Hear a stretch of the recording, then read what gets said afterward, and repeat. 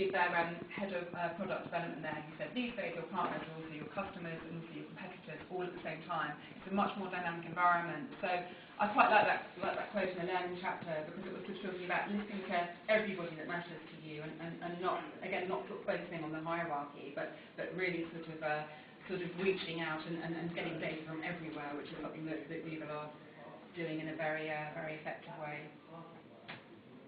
Okay, just a couple more to go now, and then we probably should break and have a discussion. So openness, just quickly, this is a behaviour that's really been driven by the whole kind of blogging phenomenon and microblogging on sites like Twitter as well, and Yammer. I don't know if anyone's used Yammer, but it's like a corporate version of Twitter. And also this very kind of confessional profiling, you know, everyone talking about not only what they have for breakfast, but, you know, why their boyfriend dumped them and all this sort of stuff. It's created quite a new kind of culture.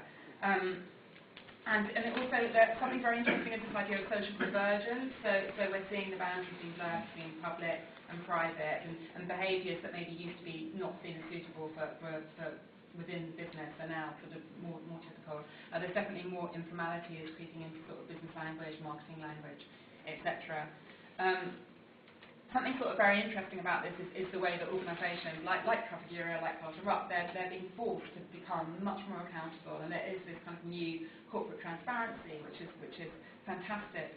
A metaphor that I really loved in this chapter was the whole idea of the panopticon, which a lot of people like to use in relationship to the web.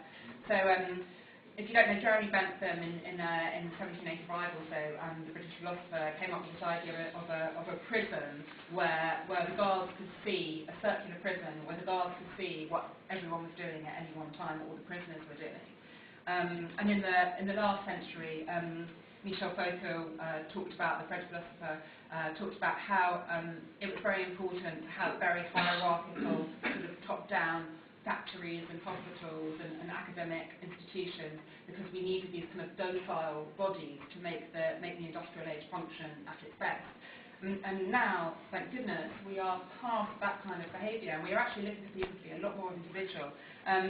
A futurist based in San Francisco called Gervais Castillo, in 2005, came up with this idea of this participatory panopticon. He said, we're no longer living in this place where people are just looking down watching us. We're living in a place where we can also look up, and we can see exactly what they're doing, and we can report back on that, and we can change things from below. And I think this idea of the participatory panopticon is a sort of nice kind of liberating metaphor to throw into the kind of mix, and the Trafigura example is typical of this. And we're seeing a new breed of corporate bloggers, so Chief of